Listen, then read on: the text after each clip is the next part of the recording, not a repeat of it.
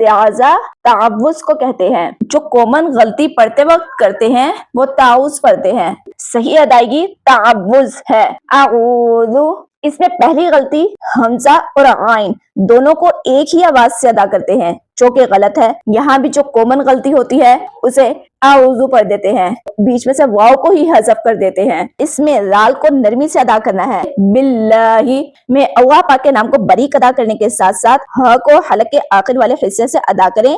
आगे मिनश्शै, या साकिन से पहले जबर है तो यहाँ या लीन होगी। यहाँ नरमी के साथ अदा करना है, बगैर लंबा करे।